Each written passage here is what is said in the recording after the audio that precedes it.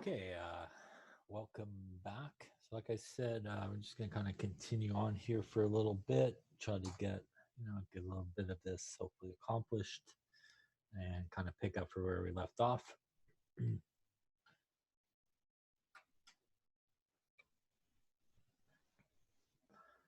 All right, so we left off here talking about monosaccharides, which again are carbohydrates. They contain carbons, hydrogens, and oxygens. So again, one structure that you should know and should be able to recognize both the name and the structure. You probably won't necessarily be asked to draw it, but you do need to be able to recognize it. Is glucose. So you do need to know this again. I think it was on that previous slide, but just in case, you should probably start this one as well, but you do need to know it. Glucose is found in fruits, syrup, honey. It's an aldohexose. So again, it has the aldehyde group up on top.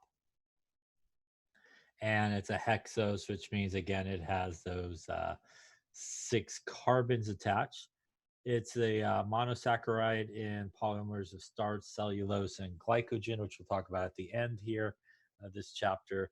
And again, this is D-glucose because our OH group here on the right-hand side on our last chiral carbon, again from the top. So again, you should be familiar with this structure and be able to recognize it as glucose. So make sure, again, that you sort of star it. Glucose in the blood, right? We sometimes will check blood sugar levels, which tests basically our glucose levels. And again, you have normal, and then you have hyperglycemia and hypoglycemia. Again, hyper and hypo, like sort of normal. We talked about hypertonic and hypotonic. Hyper meaning more, so you have a little higher elevated sort of levels of glucose in the body, in your blood. And hypoglycemia, again, means you have a little bit lower level, obviously, than normal of glucose, which, in both cases can be problematic depending on sort of which way you go. Another important monosaccharide is fructose. So I think it was also on that other slide, but just in case, this is another one that you do need to be familiar with in terms of the structure. The D-fructose or fructose in general. Fructose, like we were talking about earlier, again, has the ketose group, and it's really based off of our ketone, which is essentially, right here, part of it, our 3 carbon in a row with our carbon oxygen double bond. It is found in fruit, juices, and honey. In the body, it will convert into glucose. So again, fructose here, a monosaccharide. This particular one, again, is also D-fructose because of the last OH group here on that last chiral carbon being on the right-hand side. So again, those 2 structures you should know. Galactose, which again, I think was probably on that one as well. Also another one that you should know and be able to recognize the structure of. And galactose is an aldehyde. So again, different than fructose, which is our ketone group. This guy is our aldehyde group and an aldose in that case. Not really found free in nature. It's obtained from lactose, which is a disaccharide, which we'll talk about again. It has a very similar structure to glucose, except that there's sort of an exception on carbon number 4. Again, if you're numbering these guys, where the carbon oxygen double bond is always carbon number 1. That would be carbon number 2, 3, 4, 5, and 6 coming down. So on carbon number 4 there, the OH group is a little bit different than what you find in glucose. So those 3 structures, again, like I mentioned before, probably for the final, will maybe show up somewhere. You do need to be able to recognize them as those guys. Any questions on that there? All right, we're not going to draw the Fisher projection. It's okay. I think let's get through this guy here. Now, let's talk about sort of the cyclic structure of monosaccharides. So in certain cases, these monosaccharides, as they were drawn, as we've been seeing them, sort of a straight chain, if you will, they can sort of close in on each other. So one end of that sort of straight chain will come in and sort of close in on the other end. And basically it'll make a ring type structure. And it'll make a ring type structure that's similar to the sort of rings that we saw in organic chemistry. And these are sometimes what we refer to as the cyclic structure of monosaccharides. And typically they'll make two different types of ring structure. One that kind of looks like cyclohexane, except that in cyclohexane, there's actually 6 carbons. But in this member ring here, we do have the oxygen that gets incorporated into the ring. So we actually only have 1, 2, 3, 4, and 5 carbons in that particular ring. And the guy on the right looks like cyclopentane, which also slightly different than a cyclopentane, which has 5 carbons, because when this guy closes up on himself and makes this ring structure, we actually end up with a ring that has 1, 2, 3, and 4 carbons only. So although we kind of think of it as almost a 6-member ring and a 5-member ring, in terms of carbons, one actually only has 5 carbons and one has 4 carbons. And typically what happens when this process occurs is when we take our straight chain,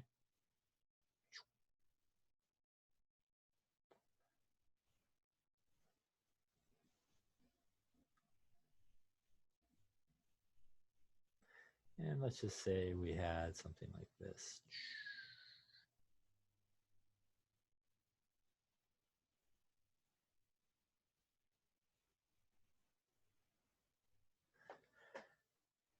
What's essentially going to usually happen is it's usually in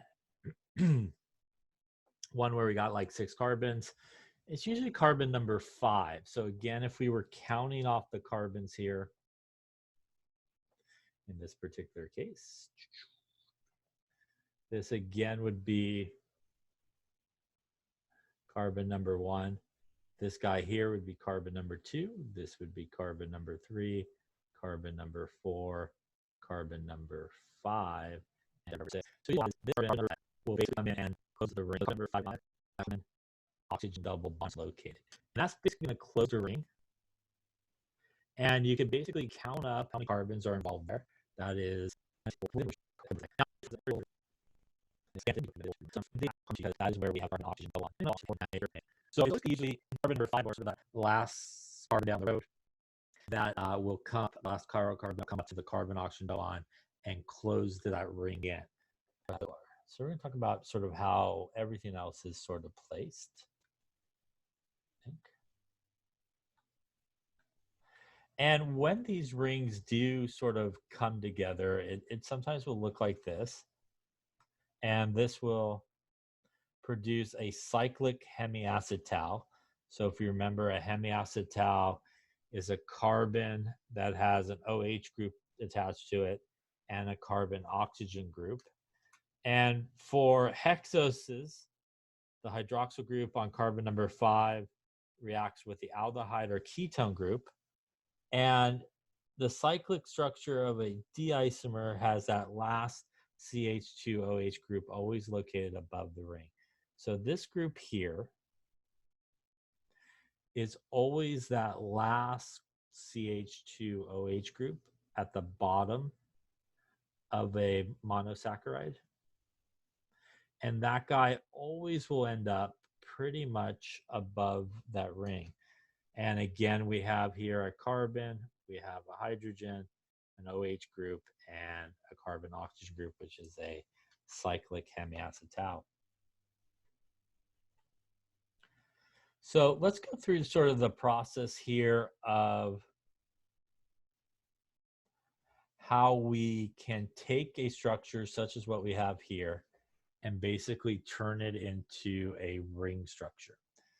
So there's a couple of things that we want to do when we do this that sometimes could help us. Again, we want to number the carbons. So this is carbon number 1, carbon number 2, carbon number 3, carbon number 4, carbon number 5, and carbon number 6. The next thing that we really want to do is essentially take this entire guy and basically just drop it on its side. So we're just going to take it and just drop it on its side. And if we do that, I'm just going to redraw it up here. It's going to give us CH, and we'll do it this way. That'll give us OH, CH2OH at the end. And if we draw it like so, and it's 1, 2, 3, 4, and 5. Carbon. Different color here, maybe. Go with red. Make it on the right. Any questions on that so far? So once we drop it aside, the next thing I want to do is basically close the ring. And to close the ring, in most cases, it is going to be oxygen double. Now we can determine what ring we draw. So because when we kind of fold it on top of each other, it's going to make a 5-carbon ring. And that 5-carbon ring is the one that looks like this. So this is what we should draw.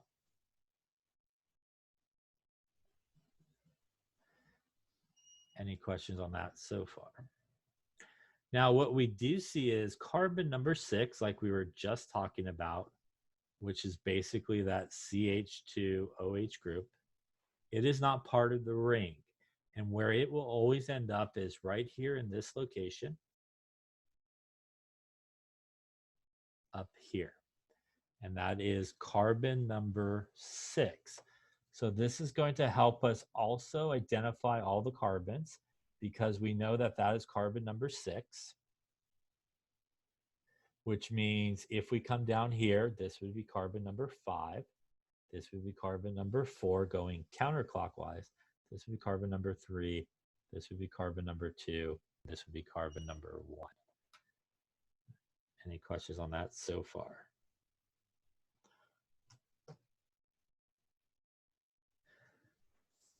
So what is left is basically to apply where our OHs are in here. So because carbon number 5 comes together with carbon number 1,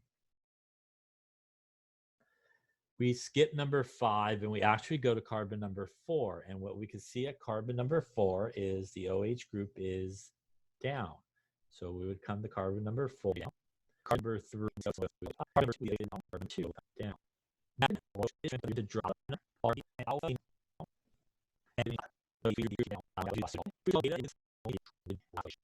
that's a bad draw.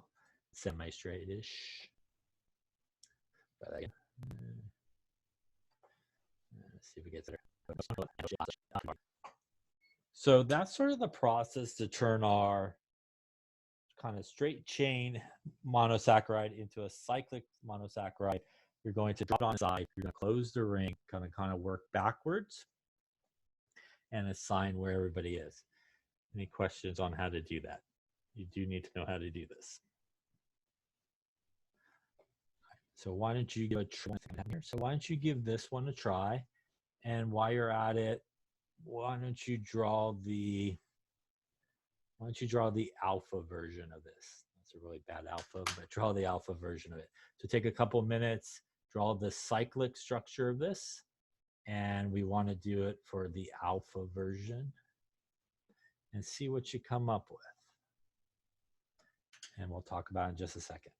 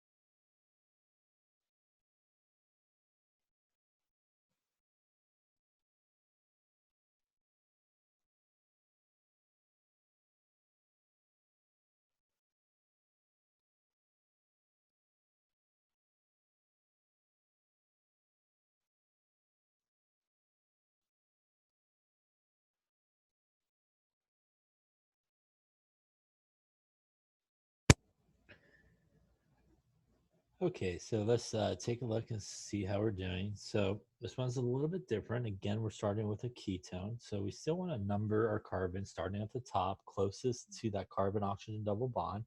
And that's going to give that guy the lower number. So here we still have 6 carbons in this case. Now, in this particular case, we're going to take it and also drop it to its side. And if we drop it to a side, again, we will end up with this guy here. And drawing it this way here. We also have that.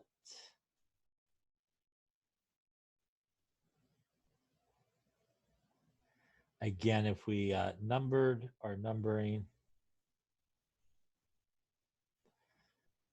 and again, we'll switch out a color here real quick. This again, case. Any questions on dropping it? Now, again, in situation, we're going to carbon 5 and on that there. Now, we do see a couple of things that are a little bit different than the last time. One thing that's the same and always happens, carbon number 6 is left out of the ring. Above it is where you, and again, you can number counterclockwise. This would be carbon 6. This would be carbon 5. This would be carbon 4. This would be carbon 3. This would be carbon 2. And you'll see carbon under the ring. And that is always, if we look at carbon 1 on the right side in this case, was also not part of the ring. So carbon number 1 is actually going to be off of the ring because it wasn't part of that ring being formed. Any questions on that so far? Now we're going to follow the same sort of procedure. We're going to basically assign our OH groups. We are going to skip number 5 because really number 5 comes together with number 2, so it gets incorporated in there. So we always typically skip number 5 and go to number 4. And number 4, we see that the OH group is down, so we would draw the OH group down. We see that number 3, the OH group is up, so we would draw the OH group up. And now we have that last OH group on the ring, and that is going to be determined by what we were asked to draw. The but outside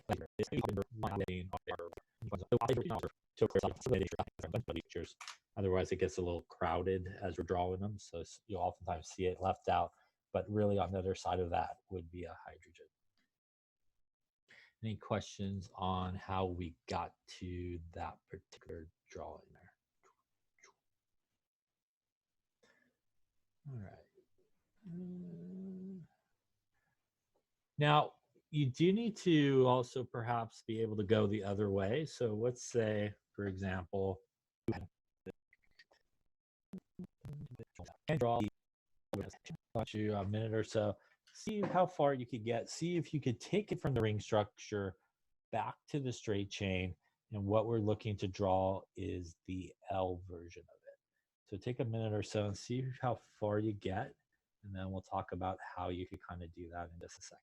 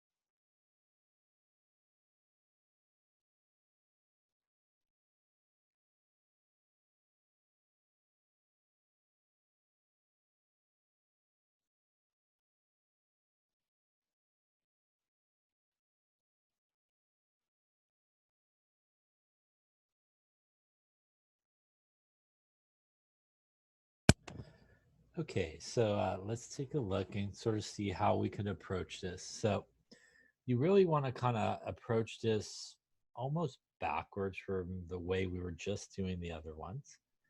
But one thing you might want to start with to kind of help you visualize everything is what we always know is this is carbon number 6 that usually ends up there, which means this would be carbon 5, 4, 3, 2, and 1. So that already tells us a couple of things. It tells us that we have a total of 6 carbons if we count up all the carbons that were there, 6 of them. So that definitely tells us we should have a long guy here. At the end, we should have our CH2OH group, which is carbon number 6. We also know from looking at this ring that it is actually going to be a aldose. And the way that we know it's going to be an aldose is, let's take a look at the two we drew before. This was our aldose, where carbon number 5 came into carbon number 1, and we got a ring that looked just like what we're dealing with, right? But more importantly, when we were dealing with a ketone or a ketose, carbon number 5 came into carbon number 2. And what that left us was not just one group as a part of the ring, it also has 2 groups that were not part of the ring, and we also had the smaller being made. So when we see that we have these 2 groups outside like we don't have here, that is a pretty safe bet that it's most likely going to be an aldose. That's carbon number 5 they go with our carbon number 6. Here, I'll change color to the good. There you go. Again, you see that's 4 and 5 and 6. We got one in here. We did if you basically that would be better. And is always this is L and L means and on the right hand side we would put the H. Any questions on that? So you do need to be able to draw these guys from sort of the straight chain into the ring structure. You also need to be able to take it perhaps from the ring structure into the straight chain. Any questions on how to do that? Okay. So I think what I got on this page is kind of the example we did. So I'll just kind of scroll through it so you could, if you want to review it later, not my bad drawing, but you can kind of follow the steps to put it together. And that was, I think, the first example that we did. And again, a reminder, alpha is that last OH group on the bottom, and beta, the last OH group, will go up. Any questions on how to put those into the ring structure or out of the ring structure? And again, we form a chiral carbon here, and this is a hemiacetal. Again, if you remember what a hemiacetal has, we have a carbon that has an OH group attached to it. It has a hydrogen attached to it, and this would be our oxygen carbon group, just like we were talking about with our hemiacetals last time. So this is sometimes referred to as a cyclic hemiacetal. It still has those sort of groups attached to that carbon. And something like D-glucose will kind of go back and forth between opening and shutting those structures.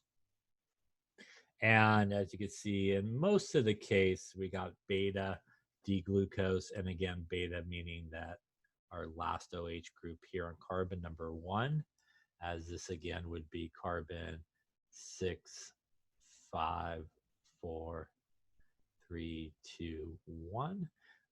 We will have that last OH group up, and coming this way, 6, 5, 4, 3, 2, and 1. Our last OH group is down, which is the alpha form. Any questions on how to open or shut the ring and draw it?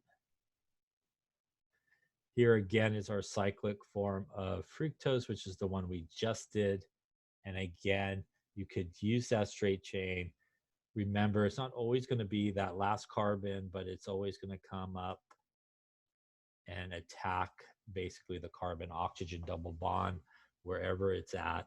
And it's usually that last chiral carbon there that will do that. So in a lot of cases, it's usually carbon number 5, especially if we have sort of a 6-member ring. That was the one we just drew, I believe.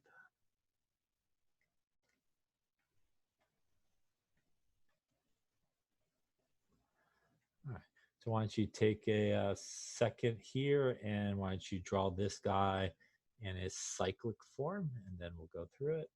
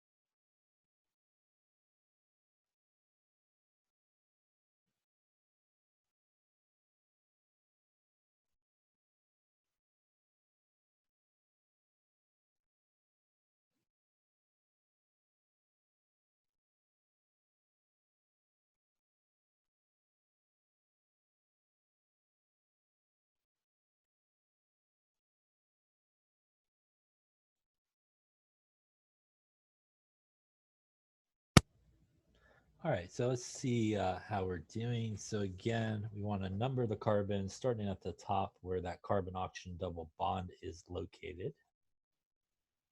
Again, here we have 6 carbons, and it's going to be our carbon number 5 gonna come up here to our carbon number 1.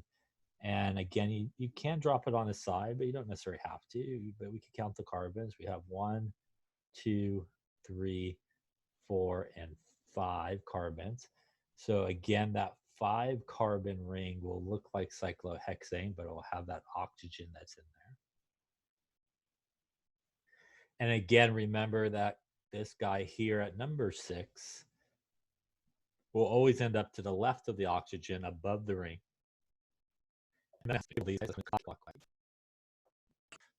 if we did not I don't know that will happen. So wonderful seeds left me with 3 which last year and number 1 we would put it down. Any questions on any of those steps where any of those numbers came from? Okay. So I know right now is sort of the end officially of discussion, but I don't think we have that much more to go. So just to kind of complete the videotape here of this lecture, so it'll be complete for this chapter. I am going to continue lecturing on. You're absolutely welcome to hang out and listen to it if you can. If you need to go somewhere and you can't really hang out any longer, I understand that as well. But I'm just going to probably finish the rest of this chapter, and that way when I upload the recording, it'll pretty much be chapter 15. And we'll be finished with it as well. So if you could hang out, that'd be great. If you can't, I understand. It will be uploaded with the rest of the lecture here. So just to let you know. All right. So continuing on then, and like I mentioned before, you do need to know how to draw these things into the ring form, and also to go the other way from the kind of the ring form to the straight form, and from the straight form to the ring form. And again, hopefully that should look like what we just drew, which I think it does, so that's good. All right, so we're going to then talk about now some of the chemical properties of monosaccharides. Monosaccharides are what are referred to as reducing sugars. So pretty much all monosaccharides with a carbonyl group, and that carbonyl group is that carbon oxygen group that oxidizes to give a carboxylic acid will basically be a reducing sugar. It will undergo a positive test with that Benedict's reagent. So if you remember, the Benedict's reagent is the one that we use to basically identify a carboxylic acid being formed as a result of a reaction of an aldehyde and a carboxylic acid to form a carboxylic acid. And that's the one that turns that kind of orangey color or that reddish color and so forth. So it includes pretty much all your monosaccharides, your glucose, your galactose, and your fructose. They are all what are considered reducing sugars because it will cause that Benedict's reagent basically to turn from a bluish color to that reddish orange color. And that's what we see here. Again, remember that what helps it sort of go through that oxidation reaction is that carbon with that hydrogen bond that allows the insertion of the oxygen here, and it becomes oxidized. You don't have to worry about any type of name on this guy, but again, our Benedict's reagent will go from that bluish color to that kind of yucky orangey color. And again, that's positive, just like it was in organic chemistry of essentially an aldehyde going to a carboxylic acid group. And the reduction of monosaccharides produces sugar alcohols. And it's again sort of the same sort of reaction we had in organic chemistry. If you kind of think about before you got to our aldehyde, that was an alcohol that you started with. And right, if you oxidized an alcohol, you essentially got an aldehyde. Right? And then if you further oxidized it, you got your carboxylic acid. And it's sort of the same idea. Remember, the reduction is the opposite reaction. So the reduction reactions would be heading in sort of this way. And that's what it's talking about here. So if we happen to reduce a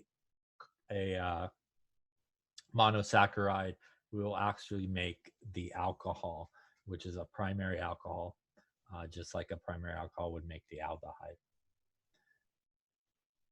All right, and we're not going to worry about that, so you don't have to worry about drawing any of these products.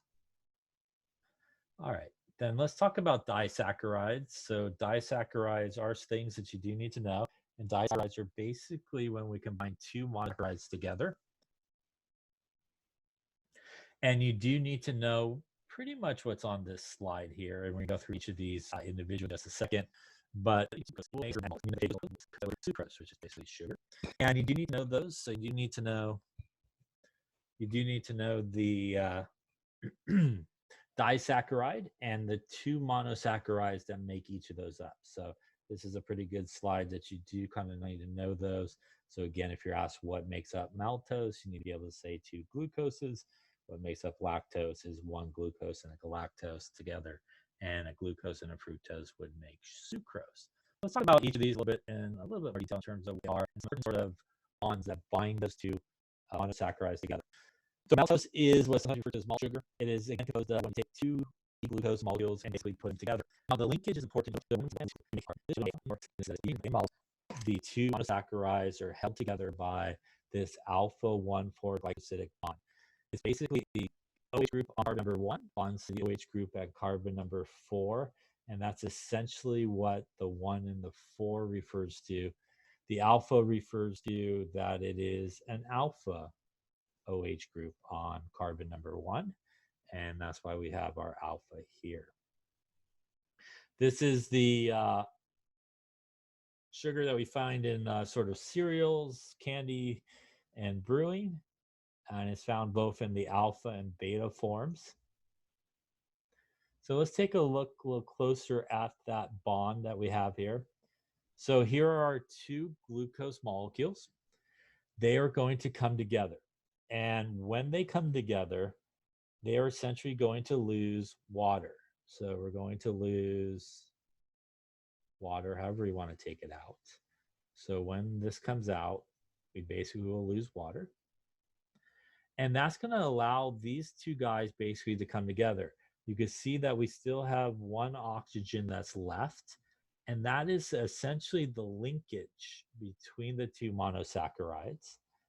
And when we look at this glucose molecule over here, the OH group at carbon number 1 is down, and that is the alpha form.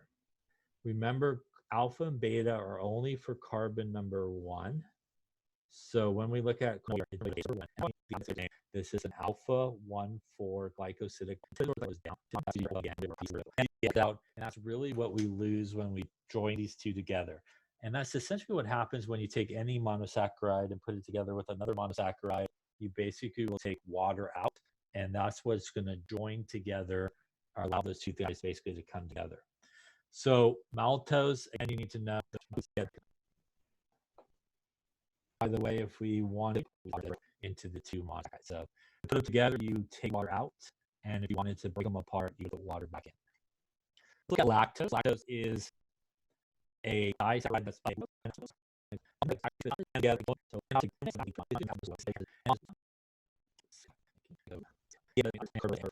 and that's what beta 1,4 is. Now, lactose is found in milk products, and sometimes people have trouble breaking that bond right there, and that causes them to obviously not enjoy milk products as much. Now, our last sugar or disaccharide that you need to look at is sucrose. Sucrose is made up of a glucose and a fructose molecule. And same thing's going to happen when we take those together.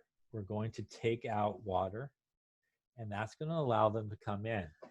And when these guys come together, we actually get a different bond that occurs.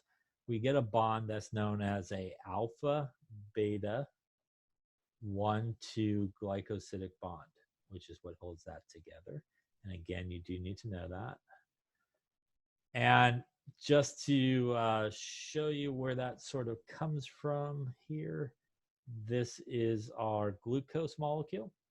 And this would be our fructose molecule.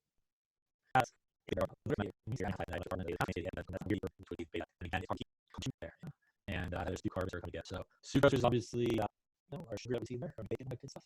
You need to know again it's made up of glucose and fructose. It's held together by that alpha beta 1,2 glycosidic bond.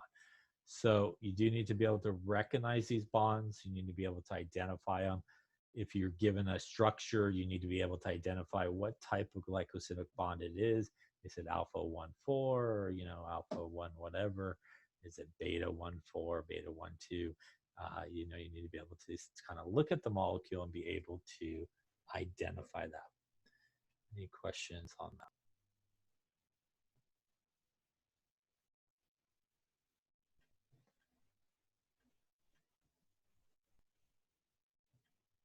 So when we hydrolyze it, and that's what this is basically demonstrating.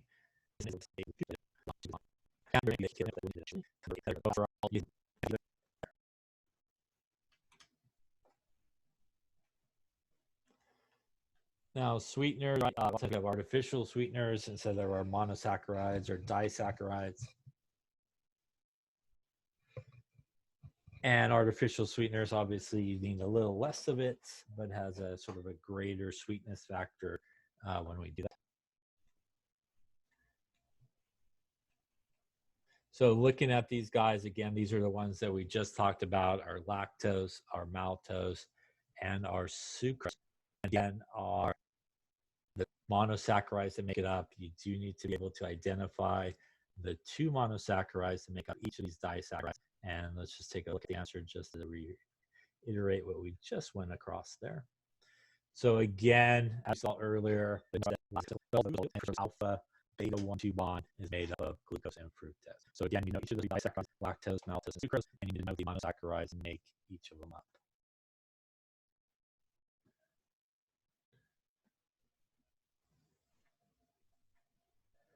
All right, so let's talk about some polysaccharides here. And polysaccharides are essentially really long chains of monosaccharides that have been put together. So really polysaccharides is from those two monosaccharides, and it will make this bond between them, and those bonds are the glycoside bond we were talking about. Let's look at polysaccharides and what some of them are.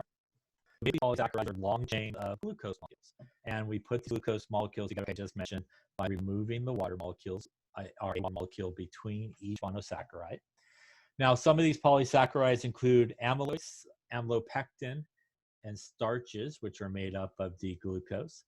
They also include glycogen. Glycogen is, usually the glucose molecules we store in our body that in case we need it for later on, can be converted back into glucose through gluconeogenesis. They also include things like cellulose, which is plants and woods. But all these really share in common this glucose monosaccharide unit and a repeating sort of units of those guys coming together. And there's some slight differences in each of these in terms of how these glucose units basically come together. So let's take a look at each of these sort of and the difference. So this is amylose and amylopectin. Looks like a baked potato perhaps. And some of the skin that we find on the baked potato. So first off, amylose is again a long chain of glucose molecules. So these are all glucose molecules, all hooked together by removing water from each of them and bonding them together. And when we look at each of these, this is carbon 1 on this guy. This is carbon 4 on this guy. And if you look at how they are bonded, we saw that bond earlier, this kind of downward bond, and that is distinctive of the alpha bond. And this is alpha 1,4 glycosidic bond. So the first thing you need to know is amylose is a bunch of glucose molecules together. The important thing about it is they are all straight chain. So they just run in a straight line. There's nothing coming up, nothing coming down. Everything just runs in a straight chain. They are held together by an alpha 1,4 glycosidic bond. So that's, again, very important to see. And that is slightly different than amylopectin. Amylopectin is also the chain, but the difference is branch chain is something that basically comes off of the main chain, like a branch on a tree. And then you get another glucose molecules that occur. So the difference between these two guys is one is just a straight chain, which is amylose, held together by the alpha 1,4 bond. The amylopectin is also so amylopectin is a little bit more branched. It actually has two different glycogen, a straight chain point, which is what we see with amylose. So amylose, just a straight chain, only alpha 1,4 because there's no branching. Amylopectin, also the straight chain, but every so often we get those branch points that have also another type of bond, which is the 1,6 bond, alpha 1,6. Any questions on that there? You can see 80% of it is that more branched sort of chain, and 20% is kind of the unbranched chain. So amylose, again, as I mentioned, the major difference here with this guy is a long chain of continuous unbranched chain of those glucose molecules, again, all held together by the same type of bond, which is our alpha 1,4 bond. And that is, again, different than our amylopectin, which has the more branched chains that occurs, and again, has not just one type of connection, but has that secondary connection at those branch points. But they both share in common that they're all glucose molecules. There are a lot of glucose molecules together, which makes them polysaccharides. But again, one is branched and one is straight chained.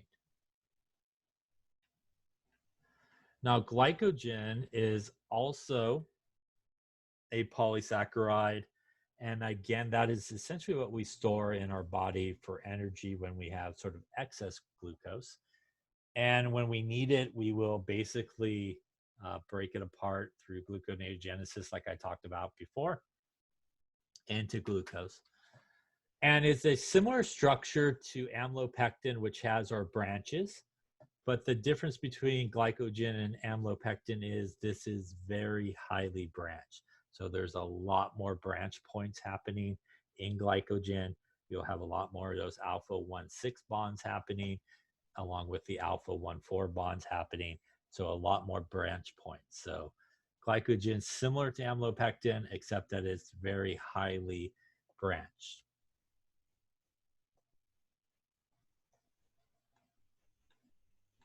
Now, cellulose is also a polysaccharide. It is held together by a different connection. And again, hopefully you can start seeing this pattern. We see this connection between it where it kind of goes up. And remember, that sort of pattern is a beta sort of connection. And this is, again, a beta 1,4, because in this guy on the left, that is carbon 1. And over here, that is carbon number 4. And again, it's going upwards, which is different than what we saw earlier, where our guy was kind of going down, which is alpha. So again, that's a good way to sort of remember that, and kind of remember just by the look of it, you could probably figure out the alpha or beta. So this is held together by beta 1,4 glycosidic bonds. Humans cannot digest that bond, which is good. You probably shouldn't eat all that stuff anyways, because obviously we wouldn't be able to break it. So cellulose, which is sort of plant material, also a long chain of glucose molecules held together by the beta 1,6 bond.